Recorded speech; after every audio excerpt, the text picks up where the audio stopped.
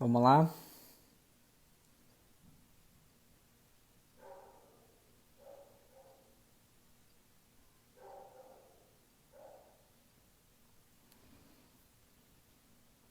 Vamos lá, pessoal, chamando o Dolfo aqui de novo. Não sei se ele recebeu.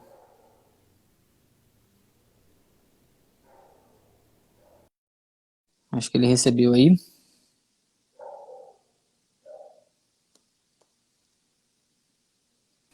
Entramos? Voltou. Oi, voltou. Voltou. Então vamos falar mais aí uns 20 minutinhos aí. A Então, Larissa tá essa... brava aqui comigo, viu, Rodrigo? Eu vou colocar Por quê? aqui, cara, porque a gente tá nos 15 anos de casamento hoje. Eu falei, pô, 20 minutos a mais sem É o isso casamento. aí. Esquecemos disso, né, Dolfo? Parabéns, hein, Ah, Lari? Parabéns, mas, tudo de bom. mas vamos lá. É, então É, a gente estava mas falando é dessa importância do ambiente, né, Dolfo? do ambiente, sim. E é interessantíssimo isso, né, Diguinho? Porque eles captam, mesmo que vamos, muitas pessoas, Rodolfo, mas como que eu faço para evitar que eles peguem isso? Gente, para evitar isso, eu deveria viver uma vida plena, coerente, sem problema algum em nenhum momento. Isso é possível? Não, Não. a gente sempre tem as nossas oscilações. Óbvio que a gente busca evitar e a melhor forma é sempre estar conscientizando, passando para ele essas informações. E aí as pessoas falam, Rodolfo, mas e se eu me trancar num cofre, eu e meu marido, a gente brigar lá dentro e depois a gente sai? Gente, a informação, a gente volta lá no campo morfogenético, né? É por ressonância, é por Uhum. vibração, isso vai passar. Você pode estar lá na Isso aí. China, vai chegar aqui a informação, tá? E é Então, engraçado, né, Dolfo, que às vezes o casal tá no consultório, né?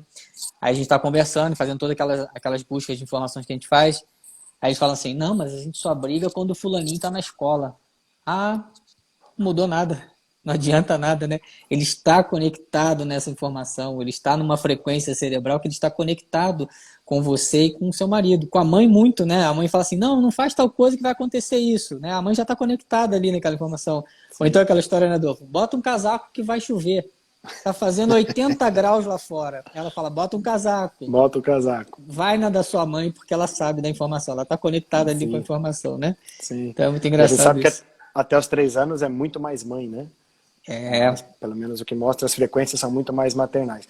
Meninas, não descartem os pais também têm envolvimento com isso, tá? isso aí. Eu acho interessante, Diguinho, essa colocação, esse exemplo. Eu acho que você também já deve ter feito isso. Às vezes aparecem crianças, as mães vêm com as crianças e falam: ó, o meu filho de repente começou a ficar mais agressivo, eu coloquei ele na escola e ele está mordendo, ele está puxando o cabelo, ou ele não está querendo ficar na escola. Ele não quer ficar na escola. Eu deixo ele chora, chora, chora, chora, chora. Gente, paramos para pensar. Hoje, atualmente, todo mundo está tendo que trabalhar mais cedo, ninguém está tendo mais aquele tempo né? Por exemplo, eu fui para a escola com 6 anos. Até os 6 anos eu ficava em casa, porque tinha pessoas em casa para ficar com a gente. Hoje, às vezes, não é possível. Hoje a gente tem que... Nasceu, já tem que estar voltando a trabalhar.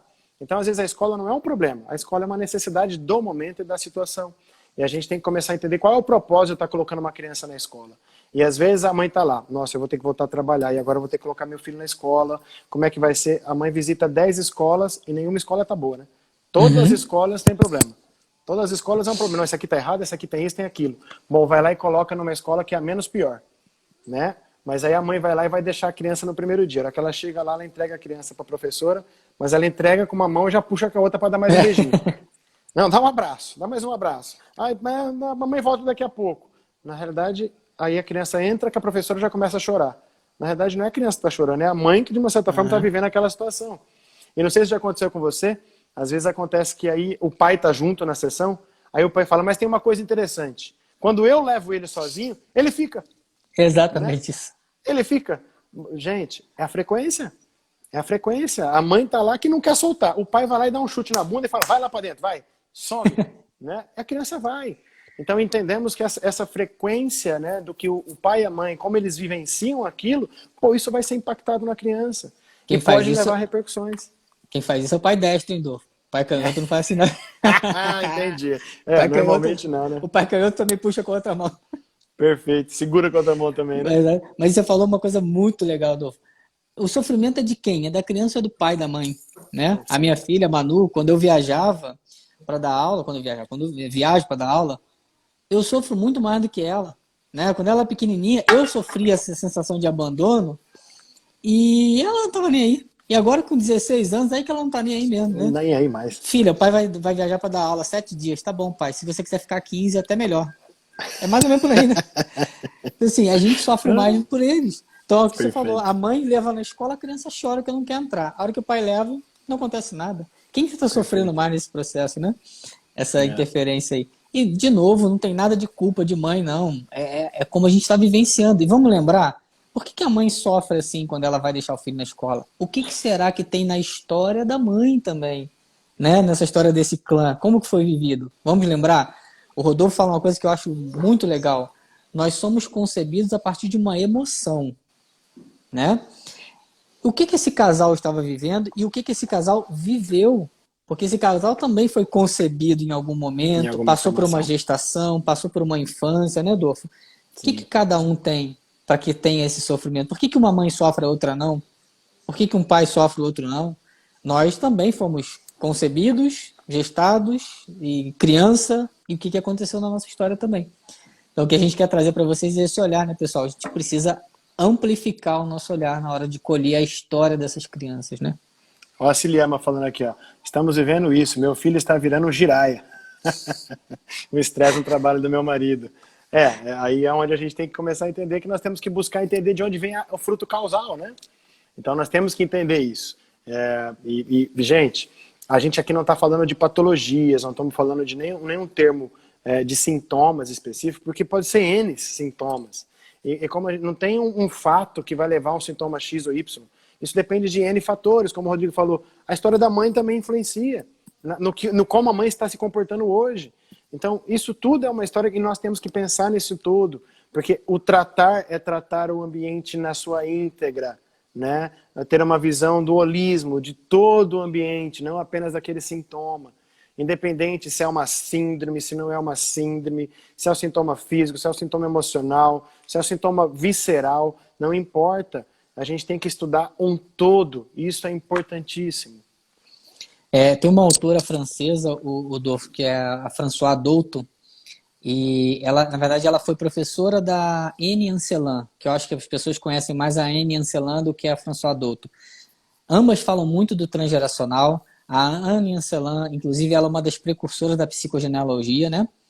E essa autora, essa Françoise Douto, ela fala assim, Dolfo, todas as crianças deveriam saber a verdade desde o início. Deveriam ser tratadas, deveríamos conversar com essas crianças como com os adultos. E por que disso, pessoal? Se a criança não sabe a sua história, a história da sua família, como que ela pode se desenvolver a partir do momento que ela não tem todos os elementos que ela precisa? Né? Se eu não tenho todas as informações, eu não consigo me desenvolver. Então a história de esconder alguma coisa das crianças é muito complicado, é muito problemático. Então as crianças devem ser comunicadas como os adultos, devem ser conversados, né? Ó, isso aqui vem daqui, isso aqui é isso aqui.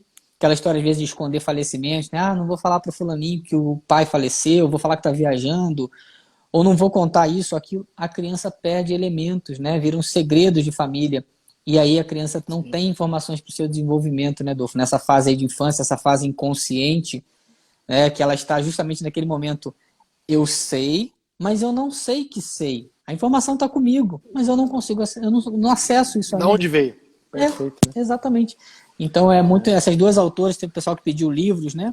Essas duas autores, Anne Ancelin e Françoise Douto, são duas autores fantásticas, se vocês quiserem buscar. Então, falando do livro, né, gente, tem um livro que é fantástico, que eu acho que muitos aqui possivelmente já devem ter lido, Biologia da Crença, do Bruce Lipton. É um livro de cabeceira que influencia muito isso, tudo que nós estamos falando, fala muito disso. Então, é um livrinho fácil de ler, gostoso de ler, tá? Biologia da Crença, do Bruce Lipton, é fantástico isso, né? Isso. Diguinho, continuando nessa fase aí dos 6 anos, né, cara, a gente tem que entender. Então, quando você trabalha com essas crianças, você está influenciando o ambiente dela e analisando esse ambiente, né? De nascimento até os 6, 7 anos de idade, né? Que é onde a família carrega mais, ou viveu mais isso, né? As informações e afetaram a criança, né? Sempre tratou essas crianças, pense nesse ambiente, tá? Porque automaticamente isso possa estar influenciando nos sintomas dele. E a gente fala muito aquilo, né, do exercício da fala durante o sono, né? como você falando, falar para as crianças, né? Eu sei que você fez com o seu filho muito, não é isso? Ir lá e falar no ouvido direito, né? As informações, o que tinha acontecido, o que estava acontecendo. Explica um pouquinho mais isso aí que você fez. Na verdade, a gente sempre sugere, né, pessoal, uma das ferramentas que a gente tem para tratar as crianças é dar uma informação no... Eu só estou escrevendo aqui, pessoal, o pessoal pediu para escrever. Deixa eu só escrever aqui. Celiana, eu estou escrevendo o nome da autora aqui. Deixa eu só pegar aqui para vocês, pessoal. Eu vou colocar aqui e eu não consigo colocar agora. Tá, eu coloquei aí o François está escrito errado, o corretor me corrigiu aqui. Está errado o que está escrito aí, pessoal, mas é François em francês, Douto. Ian Ancelan. Tá? Depois a gente pode colocar isso no Stories, né? E eu vou colocar no mapa mental também, eu coloco para vocês. Beleza. Isso daí, tá? Fechou. Obrigado, Denise, é isso aí, Ana Ancelan.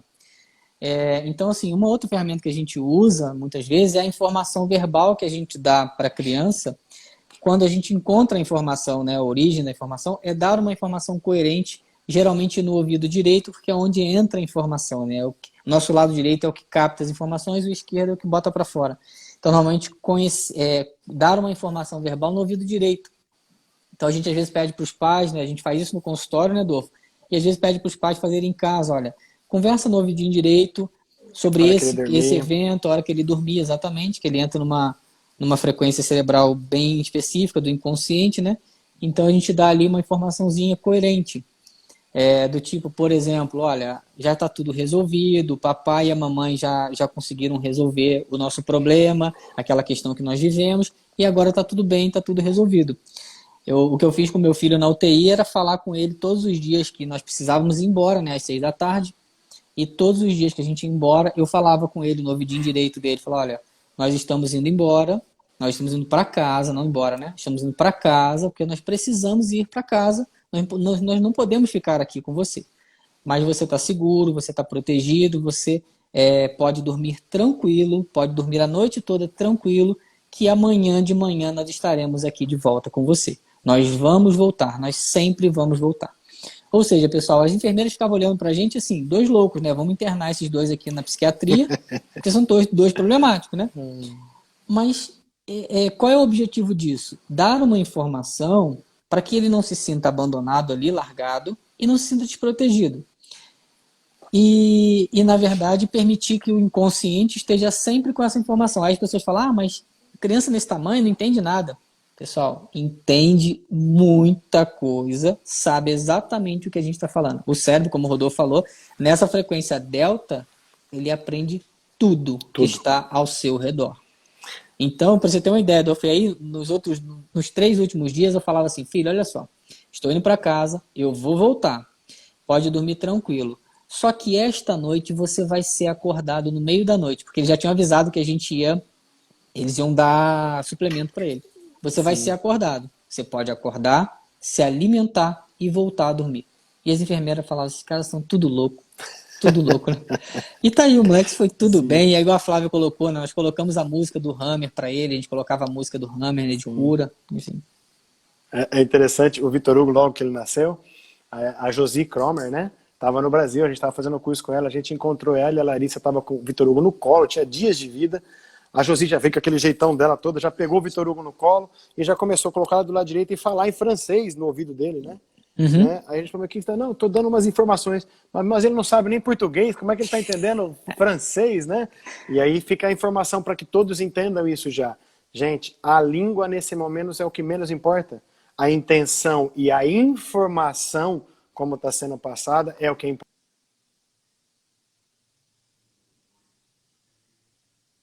Travou aí, então, às vezes, até...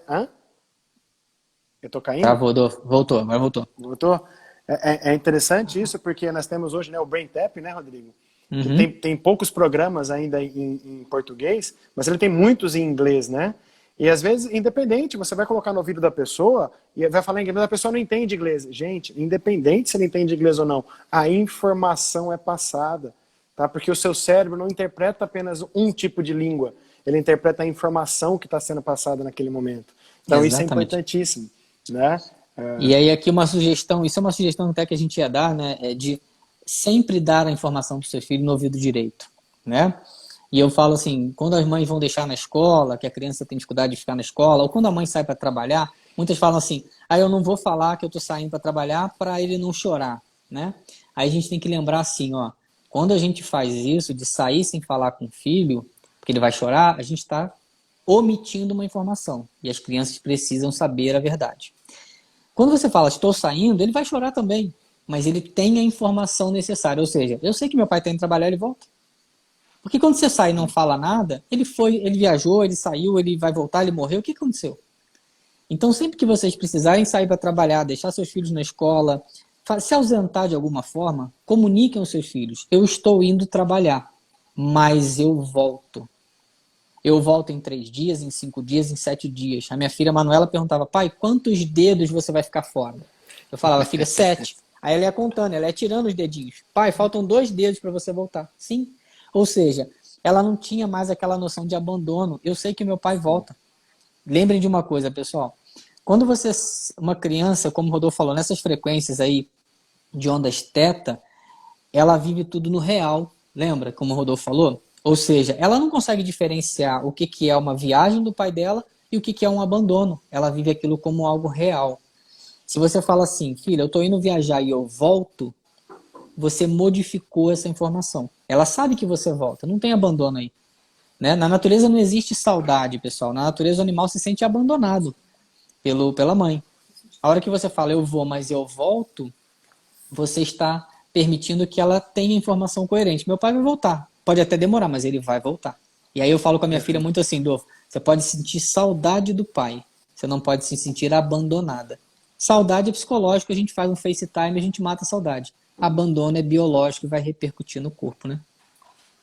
Você vai falar no ouvido de adultos também, gente, pode. Direito, também pode e deve, né? Isso hospitalizados, em coma. Sim, em coma, pode ser muito falado. Muito bom. Isso é interessante a gente colocar, né, Diguinho, que eu passo sempre para quando a gente acha o trauma, quando a gente acha a história na vida fetal ou na vida de pós-nascimento, eu falo para os pais, olha, você fala o evento como foi, o que você sentiu de ruim, como foi viver aquilo, Exatamente. E no final da informação você dá como foi o resultado daquilo.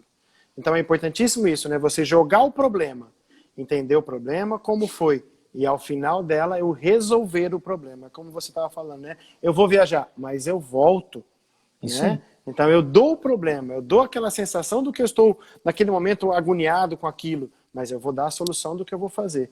Isso é importante. E é importante também, gente, vamos lá, né? É uma informação que precisa ser dada para que gere um benefício. Então, por favor, não culpem os outros. Eu vejo isso muito, Rodriguinho, às vezes em casais que são separados. E aí a criança fica um tempo com o pai, outro tempo com a mãe. Mas a hora que está com a mãe está falando mal do pai. A hora que está com o pai está falando mal da mãe. Gente, isso gera para a criança, ela não sabe. E eu não posso, de uma certa forma, falar, olha, eu estou me sentindo assim porque a mamãe fez isso comigo. Jamais. Não. Eu e a mamãe passamos por um problema. Ambos passamos. Não importa quem fez ou quem deixou de fazer.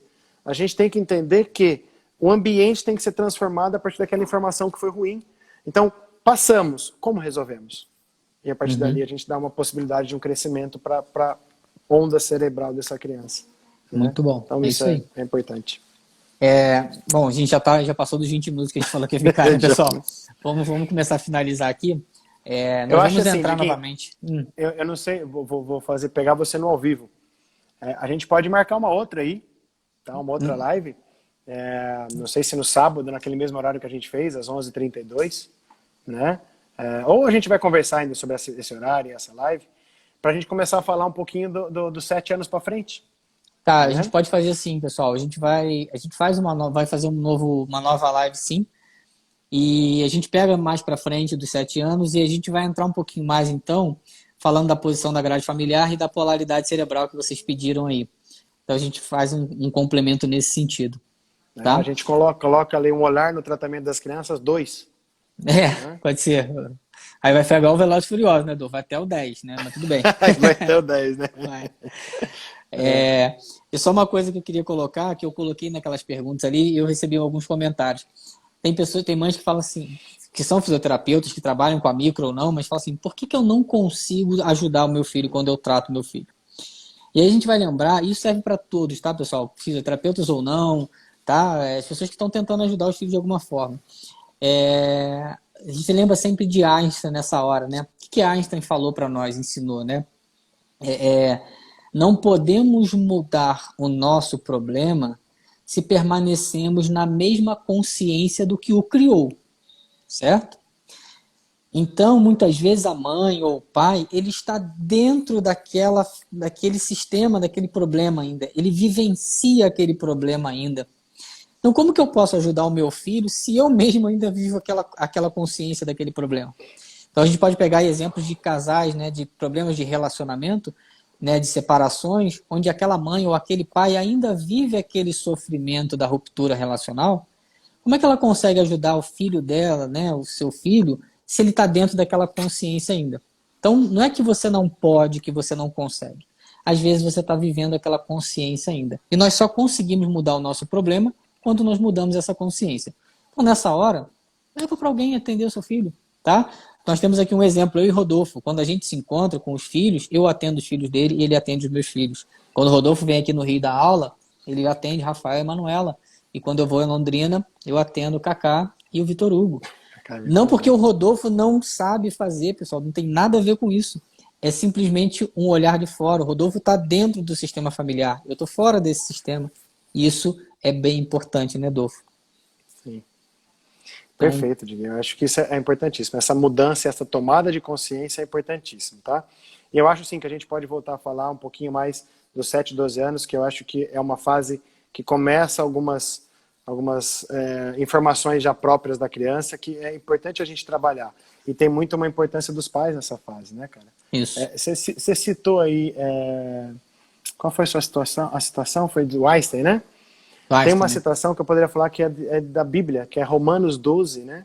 Que fala, e não vos conformeis com este século, mas transformai-vos pela renovação da vossa mente, para que experimenteis qual seja a boa e agradável e perfeita vontade de Deus. Então a gente tem que entender que a gente não pode se conformar com o que nós estamos vivendo, e nós temos que fazer diferente, para automaticamente possibilitar algo diferente. Tá? Isso é para todos nós, né? Perfeito. Esse é meu ídolo, né? Esse era meu ídolo. Nossa. Perfeito. Então, pessoal, é inevitável, nós vamos falar de novo, nós vamos entrar nesse assunto de novo, vamos abordar aí um pouco essa questão da polaridade, da posição na grade familiar, até para que haja esse entendimento do que o Rodolfo falou. Essa fase de 7 a 12, ela tem muitas nuances importantes e tem uma influência muito grande dessas polaridades e da posição da grade familiar também. Tá? Tem um amigão meu do basquete aí que entrou, que é o Wellington. Falou, fala de adolescente, porque ele tá com um adolescente em casa lá e eu sei. Então, eu tô com a minha também, né? Sim. E eu tô com a minha também. Então nós vamos passar experiências nossas. Eu também tô com a minha aqui, né? Exatamente, Catarina. Então, pessoal, tá, a gente vai ter que encerrar, até porque o Bruno e o Marrone estão cobrando a gente aqui no WhatsApp aqui pra gente parar. E óbvio que a Larissa já tá com a espumante aqui para estourar, né, cara? Porque não tem restaurante pra gente ir, que tá tudo fechado. Mas nós vamos ter que estourar uma espumantezinha para comemorar os 15 anos de casado. Pedir um aqui, McDonald's, né? aí no iFood, não? Vamos pedir um iFood aqui, né? Beleza, pessoal. Boa noite para vocês. Muito obrigado por participarem. Obrigado por continuarem com a gente aqui na nova live. Dolfo, parabéns para você, para a Lari. Desejo aí muitos anos ainda dessa união. Obrigado, cara. São 15 anos de união, para quem não sabe, e eu conheci o Rodolfo exatamente no início dessa união. São 15 anos de amizade que eu tenho com o Rodolfo. E a Larissa tá vendo a gente aí. A Larissa no início não gostava de mim, não, pessoal. Mas aí eu acho que agora ela tá começando a gostar. Eu amo vocês. Eu acho vocês são um casal maravilhoso. É uma amizade que a gente tem maravilhosa. Eu desejo muita paz e amor para vocês. Obrigado. Por muitos anos ainda. Gratidão mesmo. Obrigado por fazer parte do nosso espaço e do nosso ambiente nesse tempo todo, tá? Nós também amamos vocês, velho. Um abraço, pessoal. Boa noite. Deus abençoe. Obrigado, gente. Boa noite aí. Bom Bruno e Marrone, tá? Tchau, tchau. Tchau.